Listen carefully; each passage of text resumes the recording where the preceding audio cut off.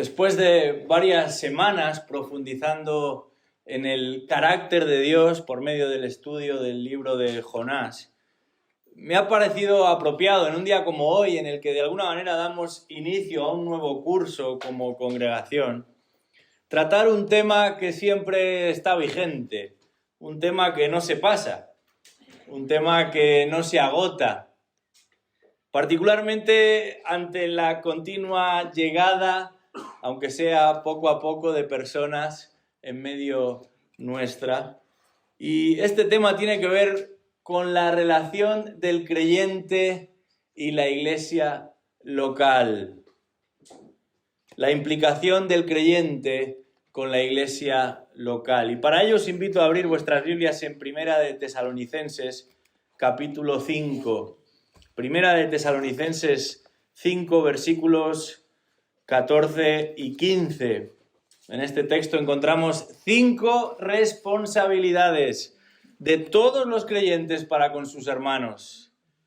Particularmente responsabilidades para aquellos que pertenecen a una congregación, que son miembros de una congregación, con el fin de que podamos juntos avanzar en el Señor.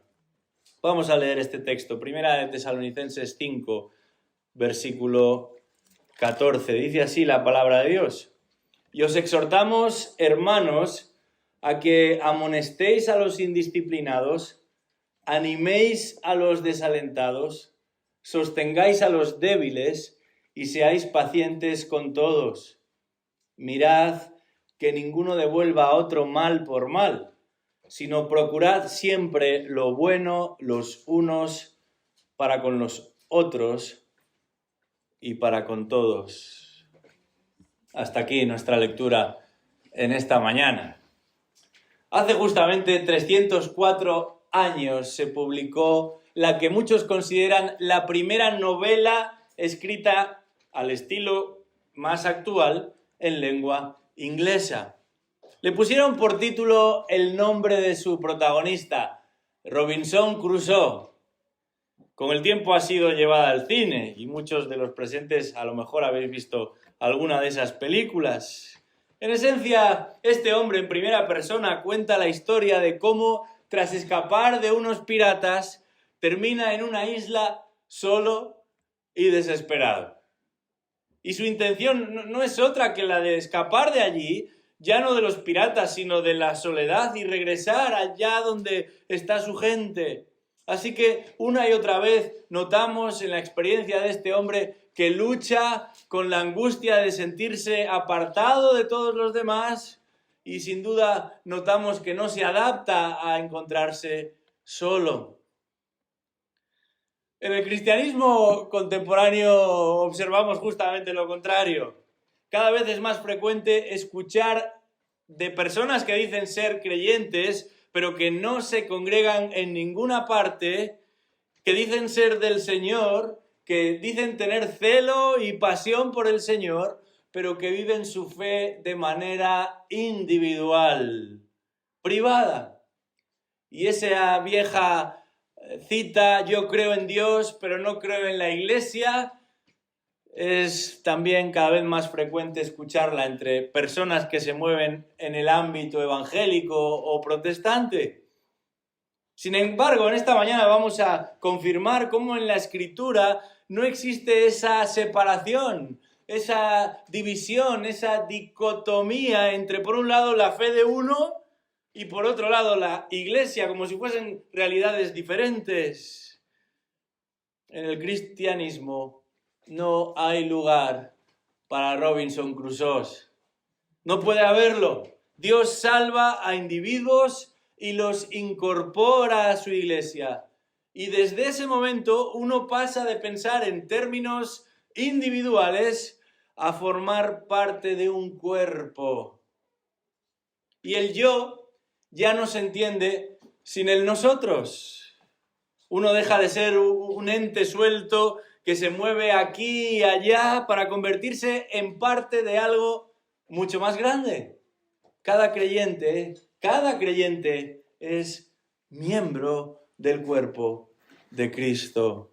Y cada creyente, todo creyente, tiene funciones que llevar a cabo como parte del cuerpo de Cristo. El plan del Señor para su iglesia pasa porque cada uno de sus hijos cumpla con su cometido. Con su cometido con respecto al Señor, sí, pero también con respecto a los demás.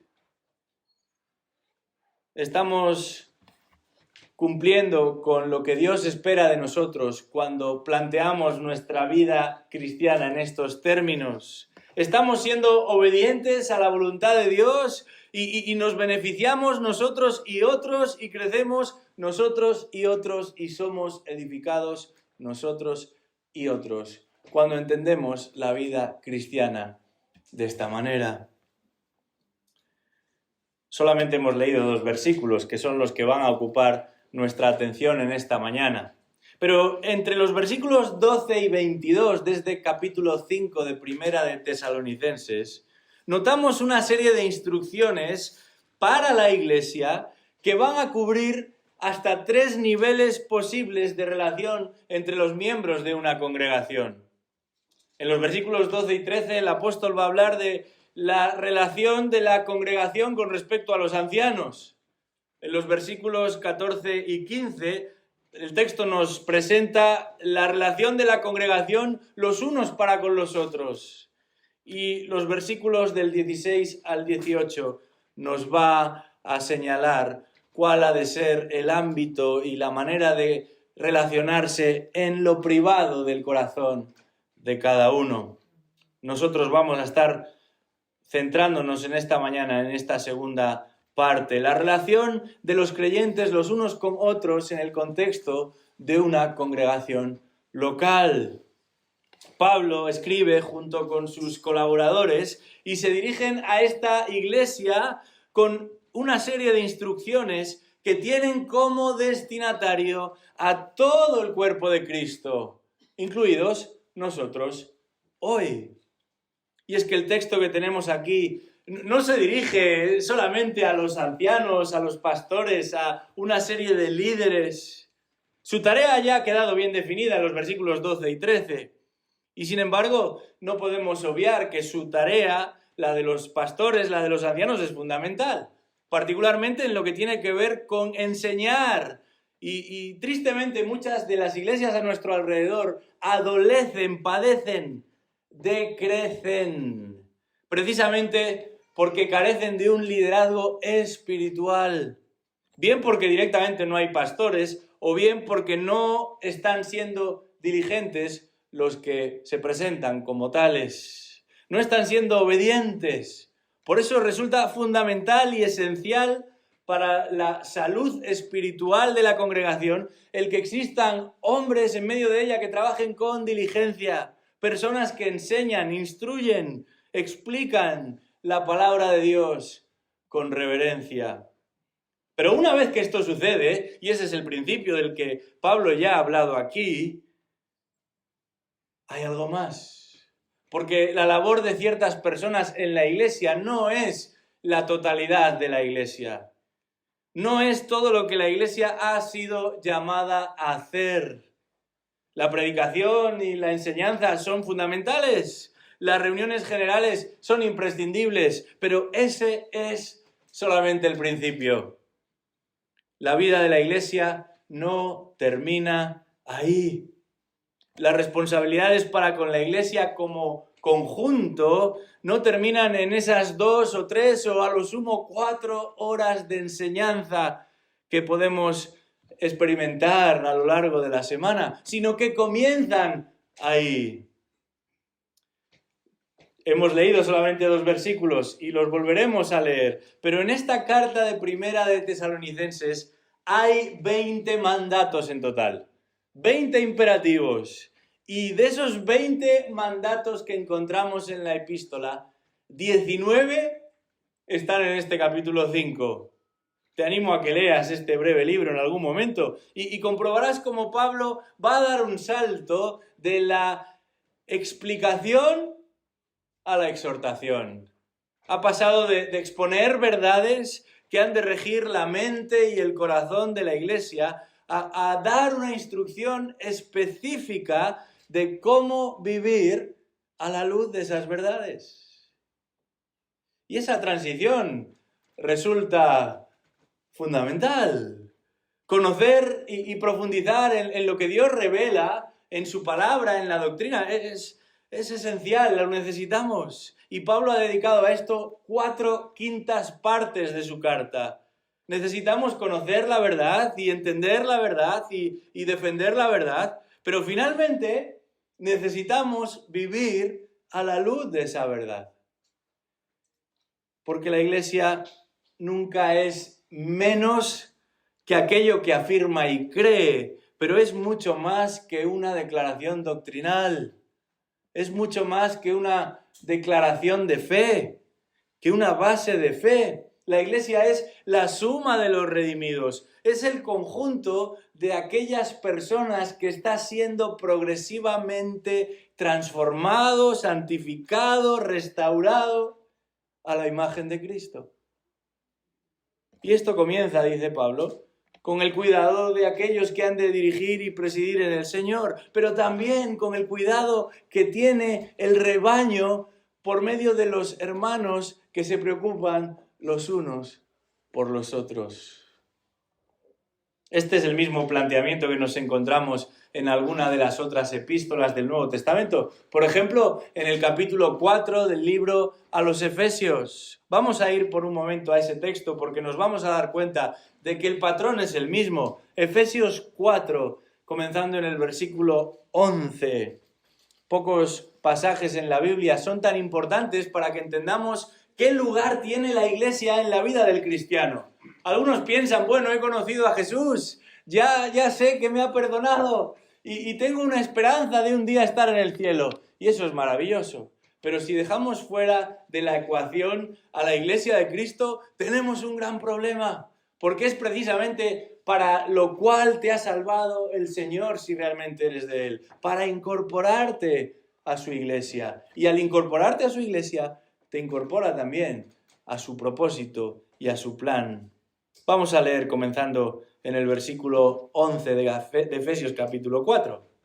Dice ahí, Él dio a algunos el ser apóstoles, a otros profetas, a otros evangelistas, a otros pastores y maestros, a fin de capacitar a los santos para la obra del ministerio, para la edificación del cuerpo de Cristo, hasta que todos lleguemos a la unidad de la fe y del conocimiento pleno del Hijo de Dios, a la condición de un hombre maduro, a la medida de la estatura de la plenitud de Cristo, para que ya no seamos niños, sacudidos por las olas y llevados de aquí para allá, por todo viento de doctrina, por la astucia de los hombres, por las artimañas engañosas del error, sino que hablando la verdad en amor, crezcamos en todos los aspectos en aquel que es la cabeza, es decir, Cristo, de quien todo el cuerpo, estando bien ajustado y unido por la cohesión que las coyunturas proveen,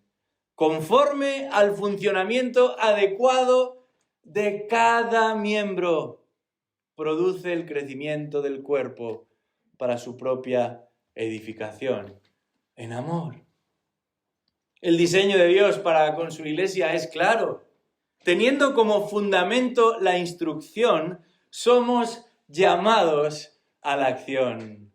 Somos capacitados por medio de su palabra, pero lo somos con el fin de participar nosotros también en la labor de edificar, de construir el cuerpo de Cristo. Todos nosotros, los unos para con los otros y los otros para con los unos. Eso es lo que Pablo llama hacer la obra del ministerio. Y si bien es cierto que cada creyente ha recibido un don, un regalo particular, hay ciertas responsabilidades que pertenecen a todos, que son para todos. Nunca han existido tantas iglesias y tantas variadas como las que nos encontramos hoy. Solamente esta semana estaba tratando de localizar una congregación y me salieron un montón y tristemente cada cual peor. Nunca han existido tantas iglesias torcidas y tan desordenadas como en el día de hoy. En un libro titulado 10 acusaciones contra la Iglesia moderna, Paul Washer escribe lo siguiente: uno de los grandes males de la Iglesia hoy viene precisamente dado por la ignorancia que existe en cuanto a la naturaleza de la Iglesia, a lo que es la Iglesia. Y dice Washer, el problema es que realmente no sabemos lo que es la Iglesia. Ni para qué ha sido dada, ni para qué sirve, ni quiénes forman parte de ella, ni con qué propósito debería estar funcionando. Pero la solución a esto no es alejarse de la Iglesia. Esta es la propuesta más habitual, ¿verdad? La Iglesia es una comunidad de hipócritas, está llena de personas que dicen una cosa y hacen otra. ¿Cuántas veces no hemos oído esto? Y por esa razón o bajo esa premisa o excusa, muchos tienden a alejarse de la Iglesia. Pero la solución no está en alejarse de la Iglesia, sino en buscar, como dice el mismo Washer, ser parte de la Iglesia no más cercana a tu casa, sino lo más cercana a la Biblia. Pertenecer y participar en la Iglesia, en una iglesia local, es crucial para todo creyente, porque es precisamente en la iglesia local donde uno recibe la instrucción, pero también donde uno desarrolla sus dones. Es en la iglesia local donde uno ha de recibir la capacitación, pero también donde uno ha de invertir en la vida de otros. Es en la iglesia local donde nos formamos y nos preparamos, pero también es en ese contexto donde nos servimos los unos a los otros y juntos avanzamos los propósitos de Dios. Dice el apóstol Pedro en su primera epístola, según cada uno ha recibido un don especial, úselo, sirviéndoos los unos a los otros como buenos administradores de la multiforme gracia de Dios. Qué manera tan hermosa de dibujarnos de qué forma, si podemos decirlo, de qué manera o a qué se parece la gracia de Dios. Y Pedro tiene que decir, es multiforme, tiene muchas formas, como ese diamante con muchas caras. Dios nos ha regalado una joya que cada uno de nosotros hemos de representar, hemos de portar, hemos de poner para el servicio común, y esos son los dones del Espíritu Santo de Dios. Y con frecuencia hay personas que pelean en su interior tratando de averiguar, bueno, ¿y cuál será ese don que Dios me ha dado? ¿Qué será eso que Dios me ha regalado para que yo ponga para el bien de otros? ¿Cuál es esa área particular, concreta, en la que debería involucrarme? Ese ministerio en el que anotarme para colaborar. Y a veces, como resultado de esa búsqueda de ese don o de tratar de identificar ese don, las personas lo pasan mal y se desaniman y están descolocadas y no saben muy bien por dónde empezar. Bueno, claro que es importante identificar aquello que el Señor ha planificado de manera específica para uno. Y hay varios pasos que podemos ir dando en ese sentido.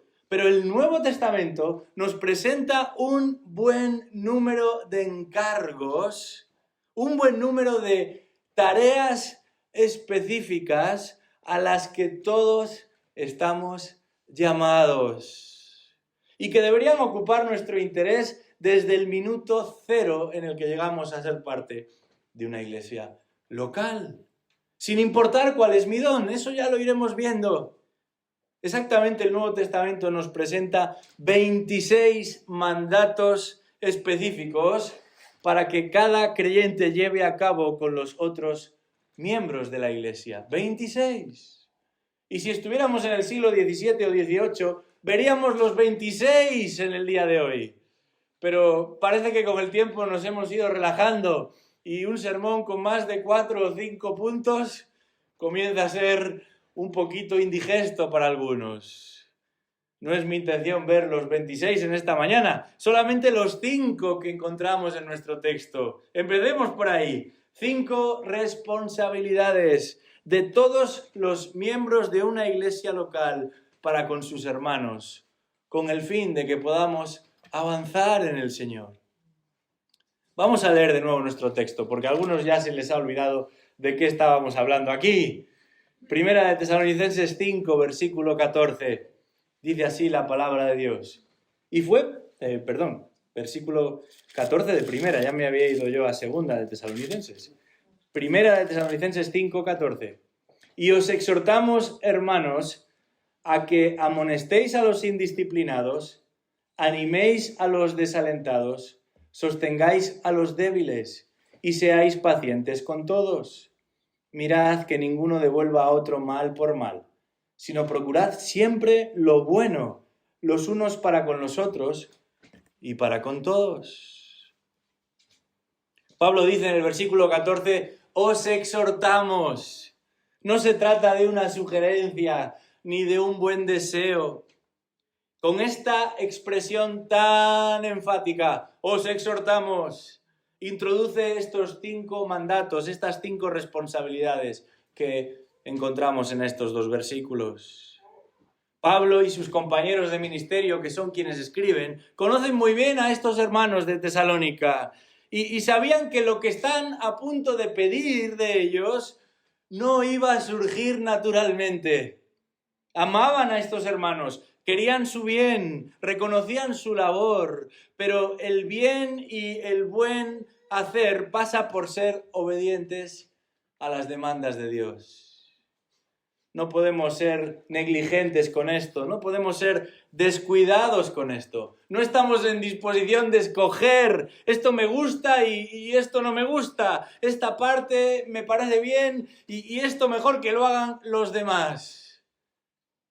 Jesús dijo a sus discípulos, si me amáis, guardad mis mandamientos. Y podríamos añadir, y si amáis a vuestros hermanos, aun si os amáis a vosotros como personas, que algunos hablan mucho de amarse a sí mismo, ¿verdad? Entonces, sé obediente al Señor. Guarda sus mandamientos. Haz lo que Él pide de ti. Este versículo 14 es enfático y dice, os exhortamos hermanos. Y el apóstol se dirige a toda la congregación. Esta palabra y la forma en la que está recogida aquí incluye a todos los que forman parte de la iglesia, tanto hombres como mujeres, más activos o menos activos, más mayores o menos mayores, hermanos, todos los que forman parte de la congregación. Y parte del problema se encuentra precisamente aquí, en que existan personas que forman parte de una congregación, pero no son hermanos. Están aquí, se reúnen aquí, participan de las actividades. Puede que sean parte de nosotros, pero no son del Señor. A los predicadores les encanta tirar de estadísticas de vez en cuando, de datos, para ilustrar o para explicar. Y hace años, una de las estadísticas que se repetía continuamente en muchos de los púlpitos era algo así como que el 10% del servicio, el 10% de los creyentes estaban involucrados en el servicio, mientras que el 90% no estaban haciendo nada. Y el predicador alentaba a los que aquí estaban y decía, bueno, solamente el 10% de los feligreses sirven, mientras que el 90% solamente asiste. Yo no sé si este dato fue cierto en algún momento y en algún lugar, pero Pablo no parece tan preocupado por el porcentaje o por el número. Lo que a Pablo le interesa, antes de hablar de responsabilidades dentro de la iglesia, antes de señalar áreas de servicio específico dentro de la iglesia, es precisar, es señalar, es delimitar quiénes son los que han recibido esta responsabilidad, esta comisión. Y no son otros que los que son hermanos.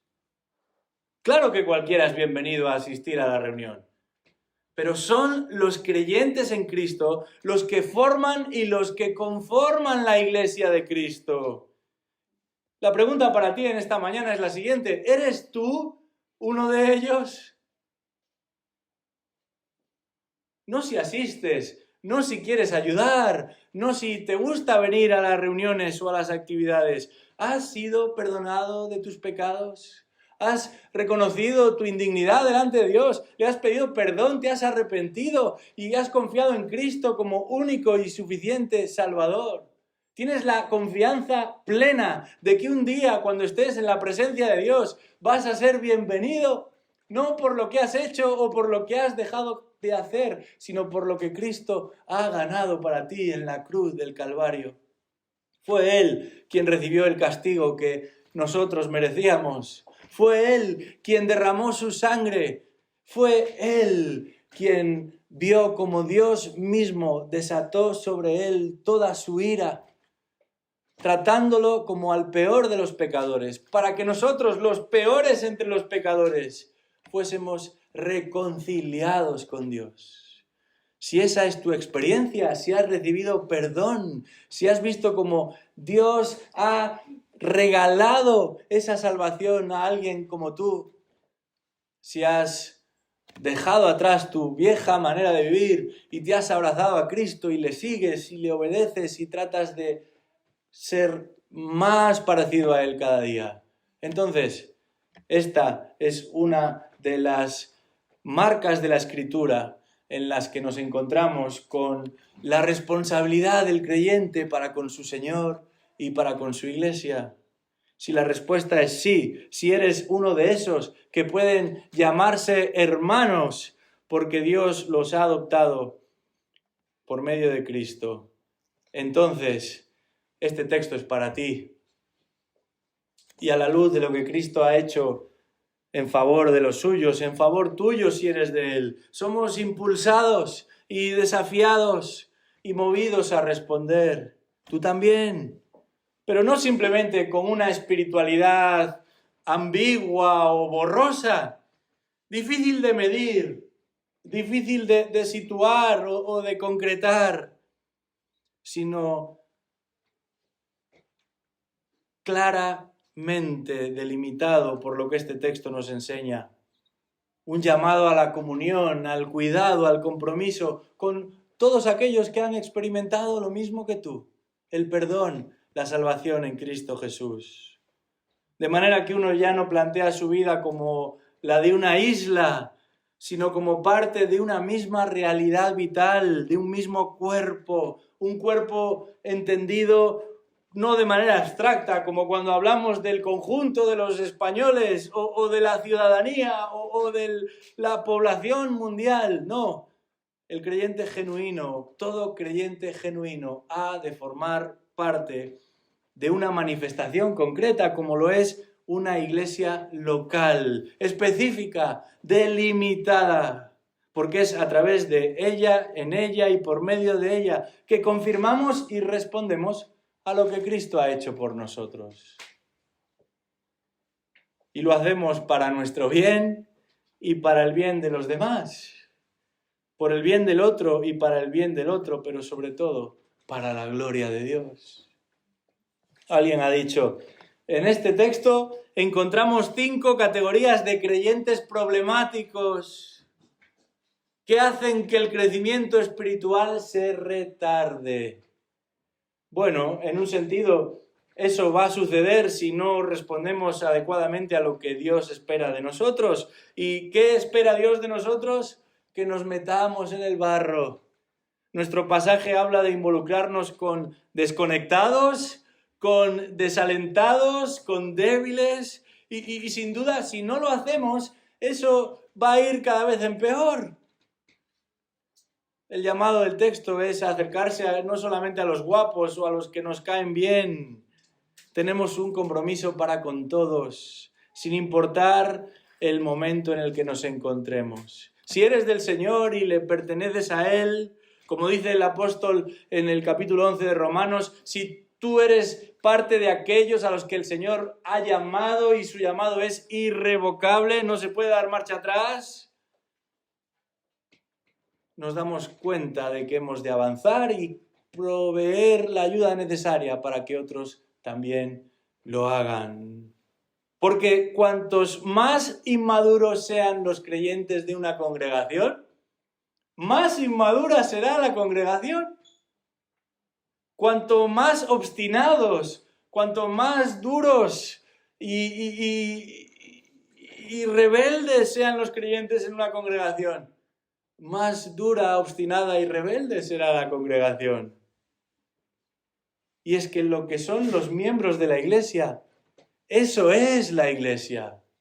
Vamos a dejar de pensar en la iglesia como un sitio al que vamos o como un conjunto que allí está. No, nosotros, los creyentes, somos la iglesia. Y en el momento en el que crecemos, la iglesia crece. Y en el momento en el que nos estancamos, la iglesia se estanca.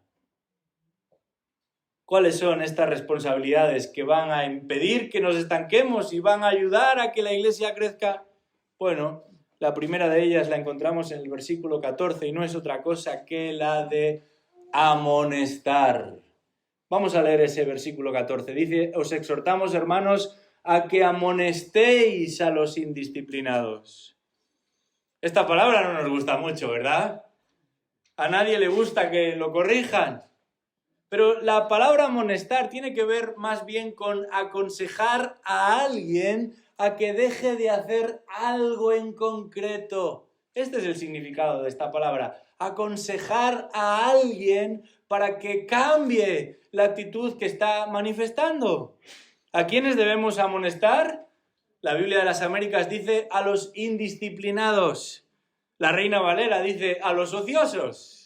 Entonces, ¿a quiénes debemos amonestar? ¿A los indisciplinados o a los ociosos? En esta epístola se hace mención a un grupo de personas que no quiere trabajar. Sí, el Señor está a punto de regresar, así que vamos a esperarle. Y para ellos ya no merece la pena dedicarse a nada en concreto. Y por muchos años los traductores y los comentaristas han enfatizado a este grupo de personas que no quiere trabajar como aquellos a los que hay que amonestar, para que se pongan las pilas, para que se pongan a andar, para que ya se dejen de excusas y se responsabilicen con su propio mantenimiento y cuidado. Literalmente esta palabra significa los que siguen su propio camino. Y eso incluye a los ociosos, por supuesto que sí, pero también a los indisciplinados. Pablo se refiere aquí, en general, a los que andan de manera desordenada. Pablo se refiere aquí a los que no cumplen con los que se espera de ellos. Bien porque van a lo suyo, bien porque poco a poco se dirigen al lugar equivocado, bien porque no están siendo responsables. Esta palabra se utilizaba en la jerga militar para referirse a los soldados que rompen las filas. Y no puede haber nada más desastroso para un ejército, sobre todo en esa época del Imperio Romano, que los soldados, que las tropas hagan una desbandada, rompan filas, se separen unos por aquí y otros por allá. En el contexto de la iglesia, lo que Pablo está diciendo es que no nos podemos permitir que las personas vayan por libre, a lo suyo, o bien por ociosidad, o bien por apatía, o bien por interés, no importa. En el contexto de la epístola, estos que van a lo suyo, como no son responsables, luego tienen problemas y piensan que van a ser o que han de ser los demás los que les solucionen la papeleta, y esto no es así. Pensando en que antes o después alguien se hará cargo de ellos. O llevará a cabo lo que ellos no están llevando a cabo. Pero esto no es así. Ni en el contexto de la iglesia, ni en el contexto de la vida personal de cada uno. Hemos de comenzar por ser responsables. Y cuando alguien se encuentra en esa situación, la labor de los creyentes en Cristo es la de acercarse y amonestar a esa persona. Pero es importante señalar una vez más qué significa amonestar aquí. Amonestar no es echarle la bronca a alguien, no es juntarse con otros para ponerlo de vuelta y media, no es criticarle de frente o de espaldas o desde arriba o desde abajo. Amonestar significa literalmente hacer ver. En otras palabras, explicar, mostrar a esa persona lo comprometido de ese camino que está emprendiendo. Ayudar a esa persona a ver que esa actitud no le conviene ni a él ni a los demás. Y por supuesto que no está agradando al Señor con ello. Siempre con el fin de ganar a esa persona, no de perder a esa persona. En Hechos 20:31 el apóstol Pablo utiliza esa misma expresión cuando dice: por tanto, estad alerta, recordando que por 3 años, de noche y de día. No dice, no dejé o no cesé de predicar, que también, o de enseñar, que también. Pablo dice, no cesé de amonestar a cada uno con lágrimas. Esa es la actitud, una actitud humilde y respetuosa que busca restaurar, que busca acercarse al otro con el fin de que esta persona entienda dónde está fallando y pueda regresar al redil. Esto es lo primero que el apóstol señala como una responsabilidad de los unos para con los otros. Pero hay un segundo aspecto que forma parte de la responsabilidad del creyente, de cada creyente en el contexto de la iglesia local. Y lo encontramos también en el versículo 14. El texto dice que animéis a los desalentados. Animar es la segunda responsabilidad aquí, animar.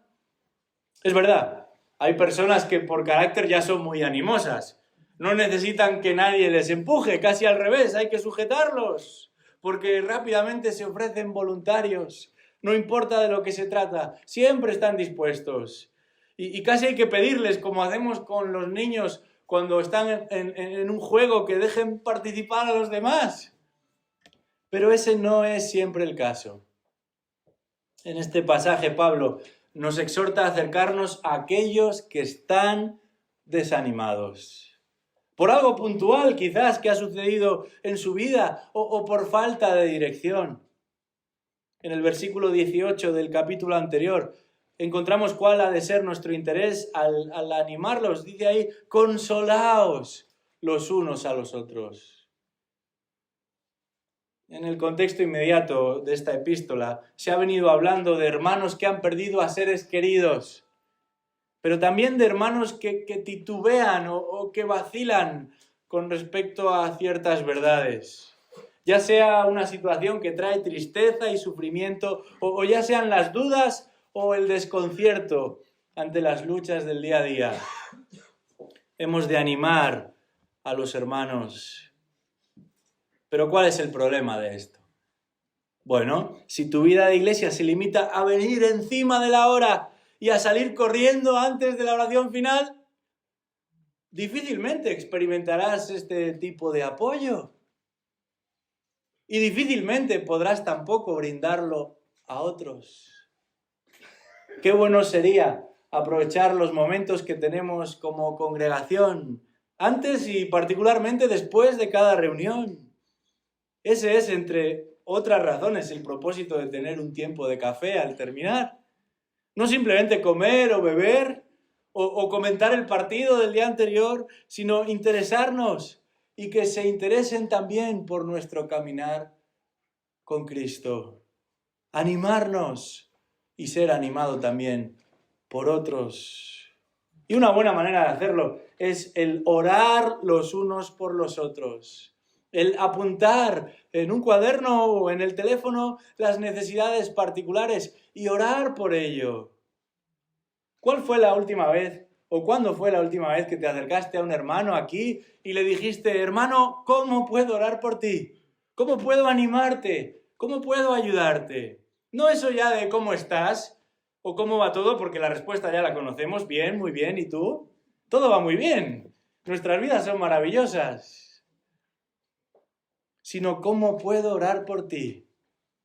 Pero claro, ni siquiera sabemos cómo se llama el hermano. Empecemos por saludarnos, empecemos por acercarnos, empecemos por conectarnos, por presentarnos y sigamos después animándonos los unos a los otros. El texto continúa y nos encontramos con una tercera responsabilidad en el versículo 14, que no es otra cosa que apoyar. El texto dice que sostengáis a los débiles. De manera que hemos visto amonestar, animar y ahora apoyar.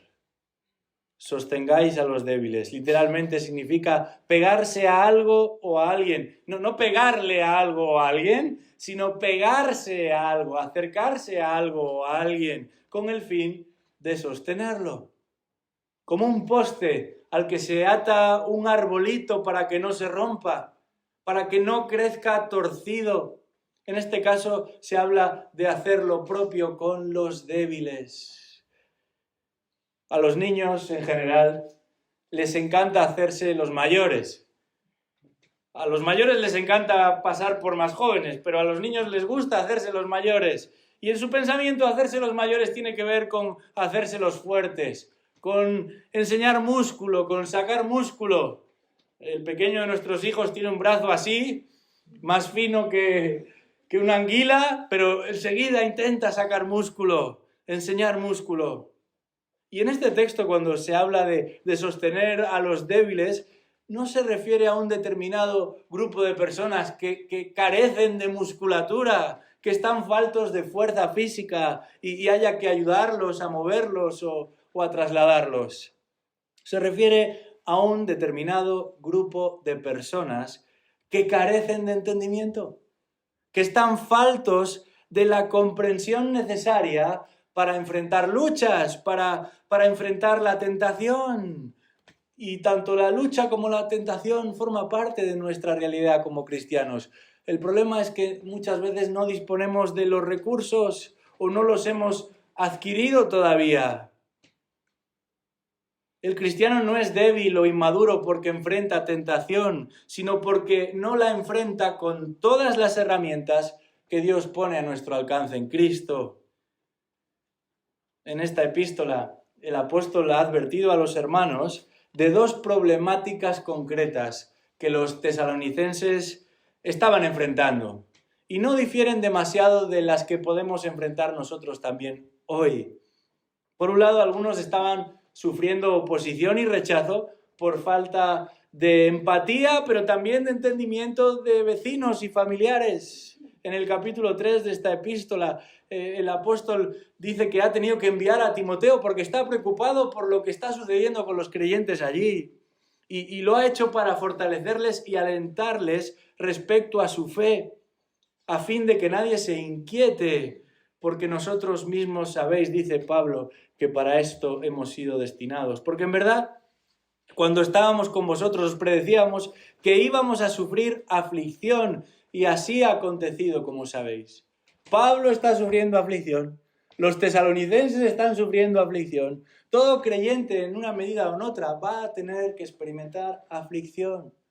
Y entre todo creyente que va a tener que experimentar aflicción, dice el apóstol, hay algunos que la están afrontando con debilidad.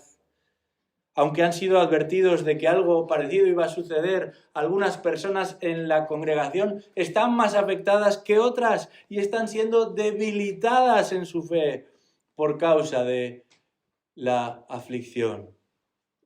Hay una segunda fuente de amenazas que ellos experimentaban y nosotros también, en un sentido, hoy. Se trata de otro tipo de presión debilitante y la encontramos en el capítulo 4. Ahí el apóstol se refiere a algunas problemáticas concretas y específicamente les desvela cuál es la voluntad de Dios en medio de ella. Dice, vuestra santificación, que os abstengáis de inmoralidad sexual, que cada uno de vosotros sepa cómo poseer su propio vaso, en santificación y honor, no en pasión de concupiscencia como los gentiles, no dejándose llevar por sus inclinaciones, sino más bien tratando de vivir santamente, en santidad. En este caso, esta forma de ataque se presenta, o esta forma de debilidad, de resultado no de un ataque, sino de una atracción. La influencia, sin embargo, produce el mismo estado de debilidad. Ya sea por un ataque o por una atracción, hay creyentes que están desanimados y debilitados, ya sea por aplastamiento o por atracción pecaminosa. Somos llamados a acercarnos al hermano con el fin de ayudarle a seguir avanzando en la dirección correcta, con el fin de ayudarle a no dejarse vencer por las presiones que este mundo nos plantea.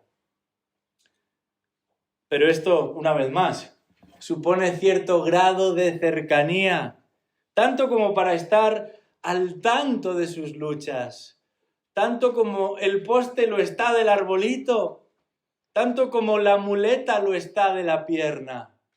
No podemos aportar esta clase de ayuda, de sostén, si no estamos al tanto de la necesidad del hermano y si no estamos dispuestos a acercarnos al hermano. Hay una cuarta responsabilidad y vamos avanzando en el texto y no es otra que la de aguantar. Dice el versículo 14 en la última parte, que seáis pacientes con todos. En el Nuevo Testamento se utilizan varias palabras para hablar de paciencia. Y a veces la paciencia tiene que ver con resistir, con plantarse en un lugar y no desplazarse ni a derecha ni a izquierda. Pase lo que pase, hay que resistir, hay que continuar. Pero en este caso la palabra paciencia tiene un sentido todavía más específico. Se refiere a pasar por alto las debilidades de otros, los errores de otros, las torpezas de otros, a no tomar en cuenta lo que los demás nos digan o nos hagan, especialmente cuando se trata de algo que nos molesta. Es la misma palabra que el apóstol utiliza en 2 de Pedro 3:9. Dice ahí que el Señor no se tarda en cumplir su promesa, según algunos entienden la tardanza, sino que es paciente para con todos, no queriendo que nadie perezca. Es muy fácil tratar con los hermanos si nuestro único contacto se limita a este tiempo de reunión. Llegamos, nos sentamos, escuchamos, cantamos y nos vamos. El nivel de interacción, el nivel de relación que este texto nos presenta es mucho más profundo. Estamos hablando de comunión real, de un contacto tan estrecho como para animarnos, como para alentarnos y hasta corregirnos los unos a los otros. Y eso implica conocerse. Pero eso implica también ver cosas en nosotros y en otros que no nos van a gustar. Y cuando eso sucede, no salimos corriendo, no nos cambiamos de iglesia, no bloqueamos el contacto en nuestra agenda, sino que practicamos estos principios que estamos viendo. Amonestarnos, animarnos, apoyarnos y aguantarnos, hermano con hermano, de la misma forma que los demás lo hacen contigo. Pero hay algo más, la quinta de las responsabilidades, versículo 15. Mirad que ninguno devuelva a otro mal por mal, sino procurad siempre lo bueno los unos para con los otros y para con todos. La quinta de las responsabilidades que este texto nos presenta, sin importar cuál sea tu don, sin importar cuál sea tu rol dentro de la iglesia, tiene que ver con anteponer. Este versículo nos habla de edificar, de construir, no de destruir. Porque en realidad hay dos posibilidades siempre, la de destruir o la de construir, la de vengarse o la de bendecir, la de tratar de castigar a alguien por lo que nos ha hecho o por lo que no nos ha hecho, o la de tratar de ayudar, de impulsar a ese alguien a pesar de lo que nos ha hecho. Pablo dice, perseguid el bien hacia los demás y hacia todos. Porque se trata de un impulso que no es natural. Lo natural es procurar el bien de uno, no el de los demás. Sobre todo si nos han ofendido. también en la iglesia. Al punto de que hay iglesias que más parecen frentes de guerra que iglesias. Todo el mundo le tiene cogida la matrícula al de al lado. Están llenas de campos de minas. Las personas se conocen lo suficiente como para odiarse lo suficiente. No se soportan. Y están como si fueran gatos, vigilando los movimientos de los demás, esperando, preparados a que uno falle para echársele encima, a que uno mueva ficha para apuntarle con el dedo. ¡Qué triste realidad! Pablo dice, esto no puede suceder con vosotros. En palabras del pastor Sugel Michelin, el verdadero amor cristiano se preocupa genuinamente por la condición espiritual de sus hermanos en la fe. Y es en el contexto del cuidado mutuo que la Iglesia avanza hacia la madurez. Aunque eso, como en este caso, suponga pasar por alto la ofensa. Llegamos al final. ¿Queremos que la Iglesia crezca? ¿Queremos que la Iglesia avance? ¿Queremos que la Iglesia madure? Este texto nos enseña algunos principios de cómo hacer esto.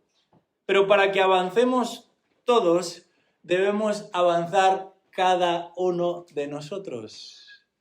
Sin importar el momento en el que estemos, porque cumplir con lo que el Señor nos pide nos beneficia a todos, aunque suponga, como en este caso, tener que lidiar con personas pasando por dificultades.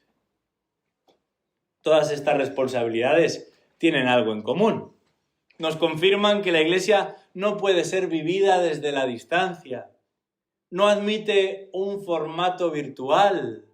No está pensado simplemente como un régimen de visitas. Hoy estoy aquí, mañana estoy allí, hoy asisto aquí y mañana ya si eso me presento allí. La iglesia local es importante, el estar y formar parte es importante, porque uno ha de saber quiénes son esos a los que ha sido llamado a ayudar y a servir. Y ellos deben saber quién soy yo, al que han de ayudar y servir también. El Señor ha creado un cuerpo en el que podemos desarrollar vínculos, un cuerpo en el que los distintos miembros velan por el bien de los demás.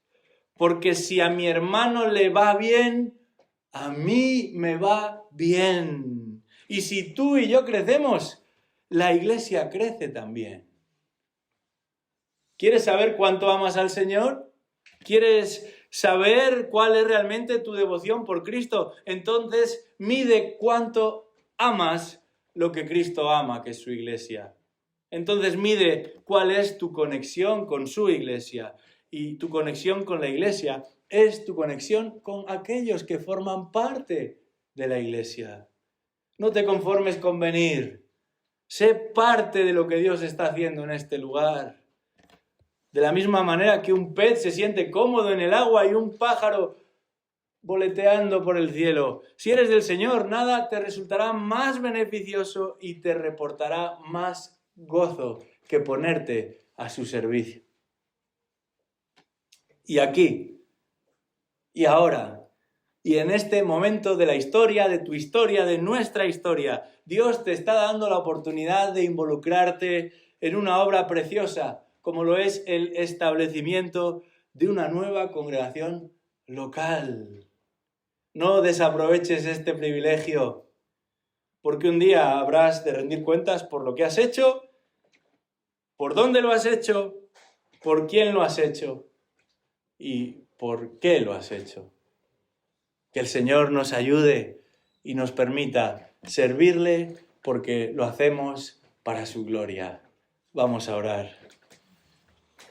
Padre nuestro, en este día te alabamos y te damos gracias porque nos has salvado, no lo merecíamos. Nos has incorporado a tu familia, a tu iglesia, al cuerpo de Cristo, no lo merecíamos. Nos quieres usar y nos has de usar para que tu iglesia siga prosperando y avanzando y madurando, y no lo merecemos. Te damos las gracias por toda tu gracia y por las bendiciones que nos regalas, también al formar parte de tu iglesia. Te pedimos que nos animes y nos ayudes a asumir nuestras responsabilidades siendo parte de la misma. Gracias por cada persona que has traído a este lugar. Sin importar los orígenes o las situaciones pasadas, tú nos has unido a Cristo y lo has hecho con un plan muy hermoso. Ayúdanos a valorarlo, pero también a esforzarnos por colaborar y por dejar que otros colaboren con nosotros. Te damos las gracias por cada alma que tú has salvado y te pedimos que todos juntos podamos seguir trabajando a tu servicio para que el Evangelio sea proclamado, para que muchos más puedan llegar a los pies de Cristo y para que la honra y la gloria del nombre de Cristo sea reconocida por una gran multitud, que postrados a tus pies te adoren y se pongan a servicio tuyo también. Pedimos esto en el nombre de Jesús. Amén.